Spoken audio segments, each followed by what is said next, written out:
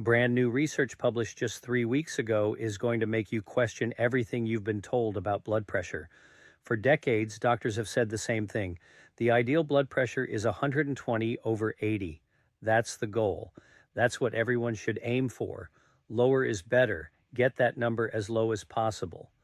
But this new research from the Journal of the American Medical Association shows something shocking. For seniors over 65, aiming for 120 over 80 might be dangerous. It might be causing falls, strokes, and even death. I'm Dr. William, and after 2 decades as a cardiac surgeon, I'm going to tell you the truth about blood pressure numbers for older adults. But I'm not going to tell you the actual target number yet, because if I reveal it now, some of you will write it down and leave. But you need to understand why this number is different for seniors. You need to see what happens when blood pressure is too low in older adults. You need to know the complete picture before I tell you the exact number you should be aiming for. Before I explain anything about the right number, before I give you even a single clue, you need to see what happens when a senior tries to achieve 120 over 80. You need to understand that for older adults, lower is not always better. Sometimes lower is deadly. Comment below what your current blood pressure is, just the numbers, and comment your age. I need to see what people are running and how old they are. This is critical data. Eleanor's story. Let me tell you about Eleanor because her story is going to change how you think about blood pressure forever. Eleanor was 78 years old when I first met her. She'd been diagnosed with high blood pressure 10 years earlier when she was 68. Her doctor put her on medication immediately and started with one pill. Eleanor's pressure had been 152 over 88 at diagnosis. After 2 months on the medication, it dropped to 138 over 82. Her doctor was pleased. "We're getting there," he said, "but we need to get you to 120 over 80. That's the goal." He increased the dose. 2 months later, Eleanor's pressure was 128 over 76. Better, but still not 120 over 80. Her doctor added a second medication.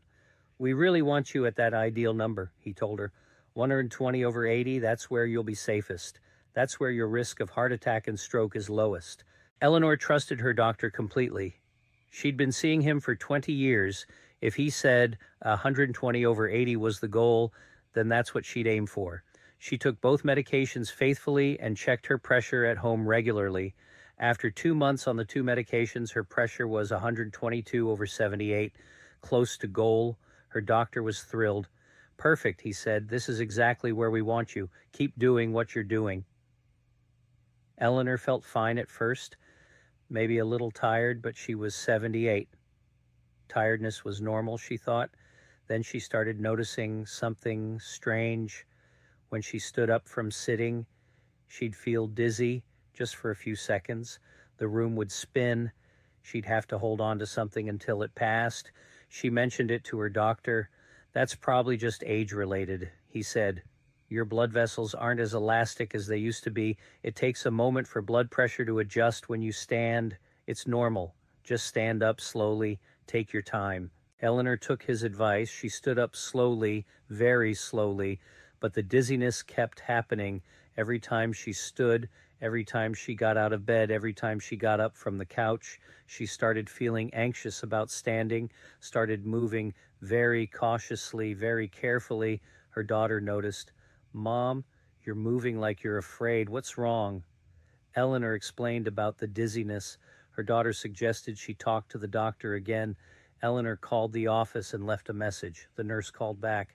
"The doctor says as long as your blood pressure is good, the dizziness is probably just age. Make sure you're drinking enough water. That can help." The dizziness continued. Then one morning, 3 months after getting her blood pressure down to 122 over 78, Eleanor woke up and needed to use the bathroom. She sat up in bed, swung her legs over the side, and stood up.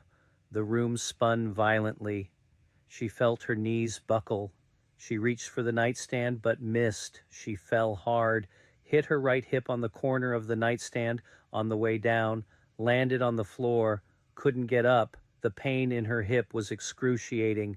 Eleanor's husband heard the crash. He came running and found Eleanor on the floor crying, unable to move her right leg. He called 911. The ambulance came. Paramedics checked her blood pressure lying down, 118 over 74. They checked it sitting up, 94 over 62. They checked it standing, 82 over 54. Severe orthostatic hypotension. Her blood pressure was dropping dramatically when she changed positions. The medications had gotten her pressure so low that her body couldn't maintain adequate pressure when she stood. Her brain wasn't getting enough blood when she was upright. That's what was causing the dizziness, and that's what caused the fall. At the hospital, X-rays showed a fractured hip, broken completely. She needed surgery, a hip replacement, but Eleanor was 78. Surgery at that age is risky. The orthopedic surgeon explained the risks: infection, blood clots, pneumonia, complications from anesthesia, but there was no choice. Without surgery, Eleanor would never walk again. They scheduled the operation for the next day. The surgery went well, no complications during the procedure, but recovery was hard. Eleanor was in the hospital for a week, then transferred to a rehab facility. She was there for 3 weeks, learning to walk again, physical therapy twice a day. It was exhausting and painful. She'd been independent before the fall, living in her own home, doing everything herself. Now she needed help with everything, getting dressed, bathing, walking. She felt like she'd aged 20 years overnight. Eleanor finally went home after 4 weeks, but she wasn't the same. She was afraid. Afraid to walk without her walker, afraid to move too fast, afraid to be alone. Her daughter had to stay with her to help her. Eleanor's world had shrunk. Before the fall, she'd been active. She went to the grocery store, went to church, visited friends. Now she barely left the house, too afraid, too weak. But here's the tragic part. 6 months after the fall, Eleanor developed pneumonia. She'd been spending so much time sitting and lying down, afraid to move, that fluid had accumulated in her lungs. Pneumonia in a 79-year-old with reduced mobility is dangerous, very dangerous. Eleanor was hospitalized, given IV antibiotics and oxygen, but her lungs couldn't clear the infection. Her body was too weak, too deconditioned from 6 months of limited movement. Eleanor died 3 days after being admitted to the hospital. Her daughter was devastated and angry. Mom was fine before they lowered her blood pressure so much, she told me later. She was active, independent, happy. Then they got her to 120 over 80, and she started falling. That fall started a cascade that ended with her death, all because her blood pressure was too low. But her doctor said 120 over 80 was perfect. How can perfect kill someone? That's the question. How can a perfect blood pressure number kill someone? And the answer is that 120 over 80 isn't perfect for everyone. It's especially not perfect for seniors. For people over 65, sometimes over 70, aiming for 120 over 80 can be dangerous. It can cause exactly what happened to Eleanor: falls, fractures, decline, death. Now comment dizzy if you get dizzy when you stand up. Comment if this happens to you regularly. This is a critical warning sign that your blood pressure might be too low for your age. Why Eleanor's death was preventable. Eleanor's story should terrify you, but it should also make you angry, because Eleanor's death was preventable. If her doctor had known that 120 over 80 was too low for a 78-year-old woman, if he'd targeted a higher number, Eleanor would still be alive. She'd still be independent, still be active, but he didn't know. He was following outdated guidelines that don't account for age, don't account for the unique physiology of older adults. So what is the right blood pressure for seniors? What number should you be aiming for? I'm going to tell you, but first you need to understand why seniors are different, why the rules that apply to 40-year-olds don't apply to 70-year-olds, why 120 over 80 might be perfect for a middle-aged person but dangerous for an older adult, why seniors are different: blood vessel stiffness. The first reason is blood vessel stiffness. As you age, your arteries become less elastic. They stiffen. This is called arteriosclerosis. Stiff arteries can't expand and contract as easily as young, flexible arteries. When your heart pumps blood, stiff arteries don't absorb the pressure wave as efficiently. This means you need slightly higher pressure to maintain adequate blood flow to your organs, especially your brain. In a young person with flexible arteries, 120 over 80 is enough to ensure good blood flow to the brain even when standing, but in an older person with stiff arteries, 120 over 80 might not be enough. When they stand up, their stiff vessels can't adjust quickly. Blood pressure drops, blood flow to the brain decreases, they get dizzy, they fall. Baroreceptor sensitivity. The second reason is baroreceptor sensitivity. Baroreceptors are sensors in your blood vessels that detect pressure changes and send signals to your brain to adjust heart rate and vessel tone. In young people, these baroreceptors respond quickly.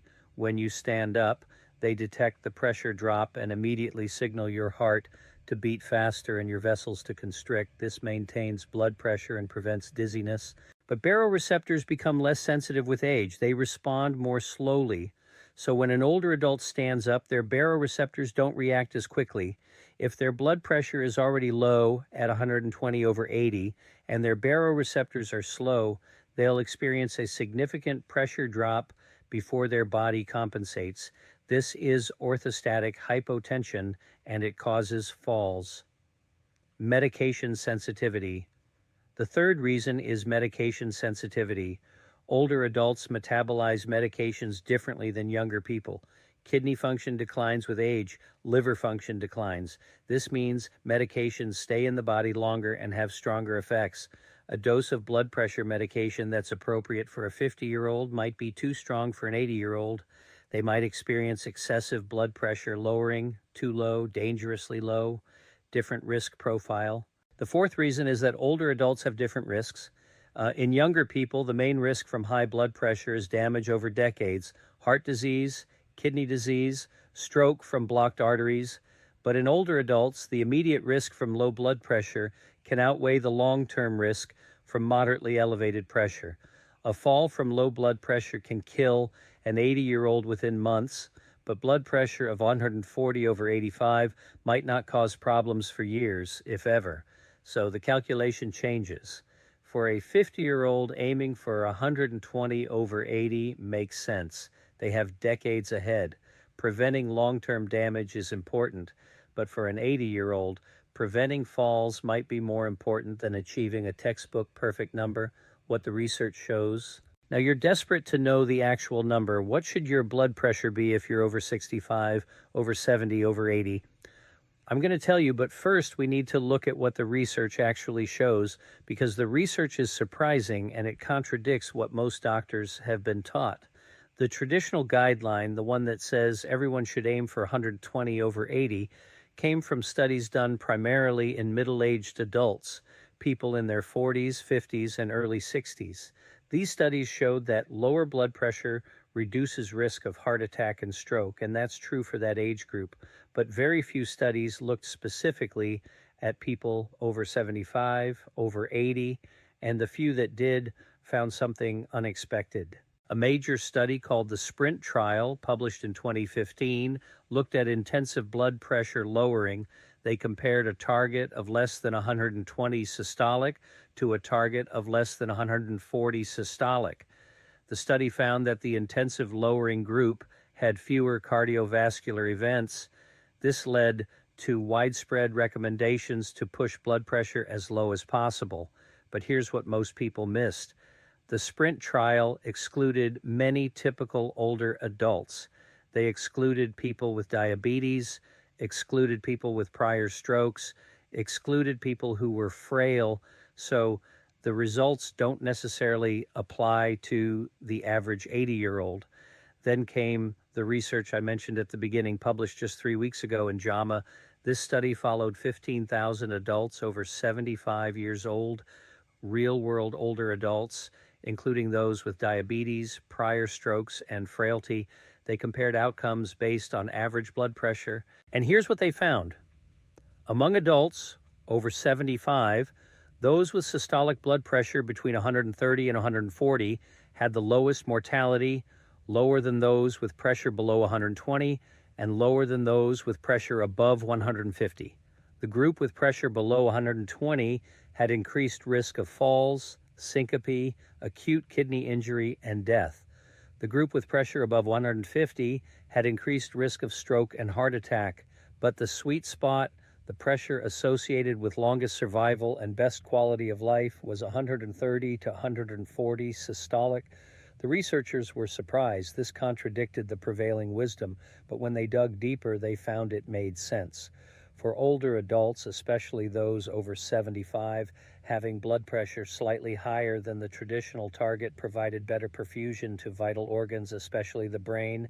It prevented orthostatic hypotension. It reduced fall risk.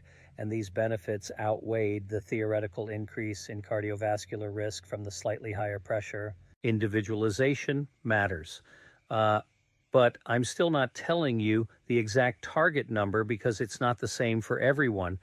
It depends on your specific age, your other medical conditions, your frailty status, your medication sensitivity. The number that's right for a healthy 68-year-old might be different from the number that's right for a frail 82-year-old. Harold's story. Let me tell you about Harold, 72 years old, because his story shows why individualization matters. Harold had blood pressure of 146 over 88. His doctor wanted to lower it, wanted him at 120 over 80, and started him on medication. After 2 months, Harold's pressure was 124 over 78, close to goal, but Harold felt terrible, fatigued, dizzy, couldn't concentrate. His quality of life had plummeted. I reviewed Harold's case. I looked at his other health conditions. He was otherwise healthy and active, no diabetes, no heart disease, good kidney function.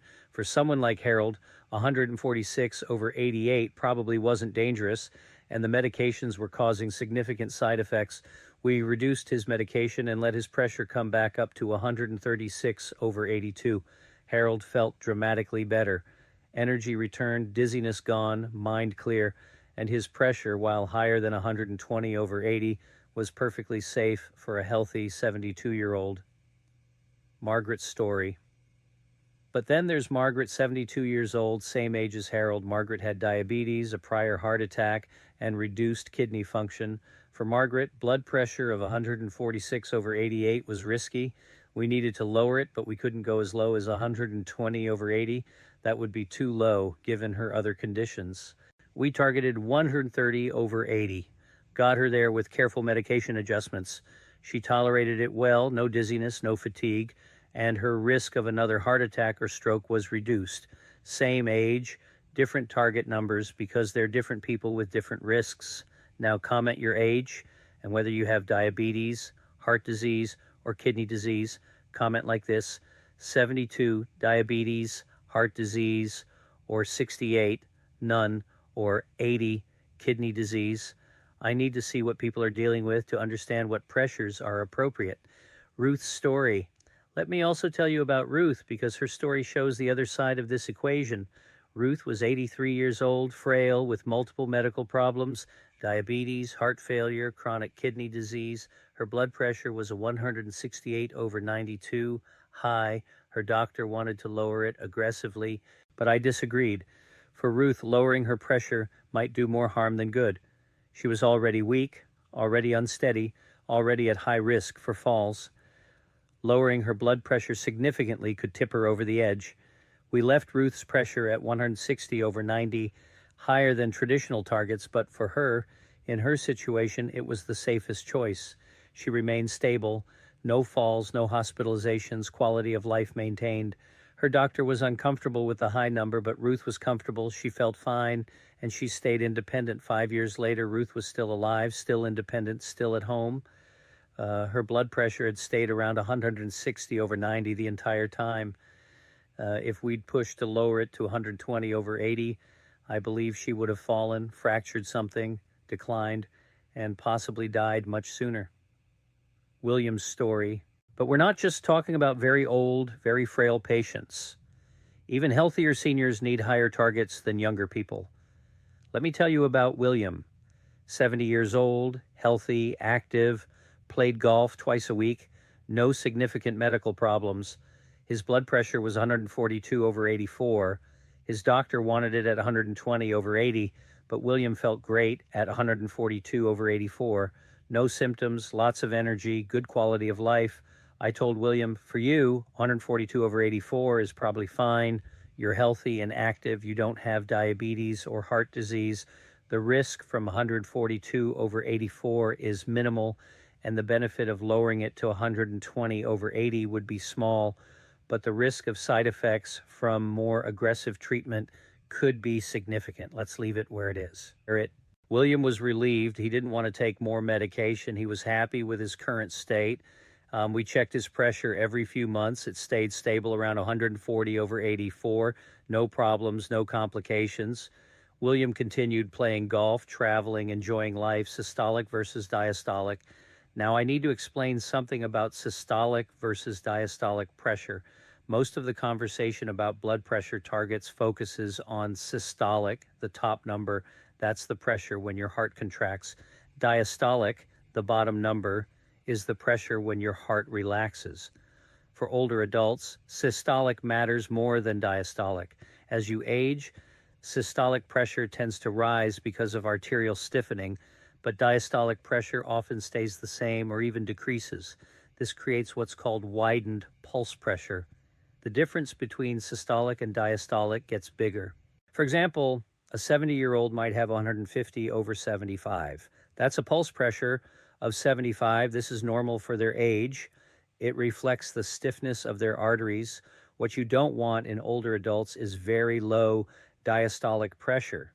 If diastolic drops below 60, it can reduce blood flow to the heart during the relaxation phase. This can cause problems. So while you might accept systolic of 140 in an older adult, you want to make sure diastolic isn't too low, ideally above 65 or 70. Eleanor's blood pressure when she fell was 122 over 78. Systolic was lower than ideal for her age, but diastolic of 78 was okay. The problem was that when she stood up, her systolic dropped to 82 and diastolic to 54. Diastolic of 54 is dangerously low. Her heart wasn't getting adequate blood flow during relaxation. This contributed to her dizziness and fall, brain perfusion, and low blood pressure. Now let me talk about what happens in the brain when blood pressure is too low in older adults. The brain sits at the top of your body. Blood has to flow upward against gravity to reach it. In young people with flexible blood vessels and sensitive baroreceptors, this isn't a problem. But in older people with stiff vessels and slow baroreceptors, maintaining adequate blood flow to the brain requires adequate pressure. If systolic pressure drops below about 110 in an older adult, blood flow to the brain decreases, not enough to cause immediate damage, but enough to cause symptoms: dizziness, lightheadedness, confusion, fatigue, trouble concentrating. These symptoms can be subtle. People attribute them to aging, but they're actually from inadequate brain perfusion due to low blood pressure. Studies using brain imaging have shown that older adults with very low blood pressure have reduced blood flow to certain brain regions. Over time, this can contribute to cognitive decline, memory problems, difficulty with complex thinking. Some researchers believe overly aggressive blood pressure lowering in seniors might be contributing to increased dementia rates. This is controversial. Not all researchers agree, but the possibility is concerning. If lowering blood pressure too much in seniors reduces brain blood flow and accelerates cognitive decline, we need to rethink our targets. Kidney function. There's also the kidney issue. Your kidneys need adequate blood pressure to filter blood effectively. If pressure is too low, kidney function can decline. This is especially true in older adults whose kidney function is already reduced. Studies have shown that older adults who have blood pressure lowered aggressively sometimes develop acute kidney injury. Their kidneys can't function properly with the lower pressure. So we have to balance multiple factors. We want pressure low enough to reduce risk of stroke from high pressure, but high enough to maintain adequate blood flow to brain and kidneys, high enough to prevent orthostatic hypotension and falls. This balance point is higher in older adults than in younger people. Specific blood pressure targets. Now I'm going to start giving you specific numbers, but remember, these are guidelines, not absolutes. Your individual target should be determined by you and your doctor based on your specific situation. Ages 65 to 75, healthy and active. For adults age 65 to 75 who are healthy and active with no major medical problems, a reasonable blood pressure target is systolic 130 to 140, diastolic 70 to 85. This provides adequate perfusion while still offering cardiovascular protection. Ages 75 to 85, relatively healthy. For adults age 75 to 85 who are relatively healthy, a reasonable target is systolic 135 to 145, diastolic 70 to 85, slightly higher than the younger group because of increased arterial stiffness and slower baroreceptor responses. Over 85 or frail, any age. For adults over 85 or for those who are frail regardless of age, a reasonable target is systolic 140 to 150, diastolic 70 to 85. The priority here is preventing falls and maintaining quality of life. The risk from slightly elevated pressure is lower than the risk from falls. With diabetes, prior stroke, or heart disease.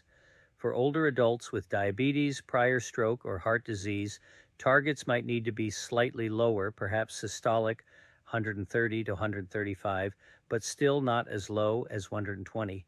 Close monitoring for side effects and orthostatic hypotension is essential. With chronic kidney disease,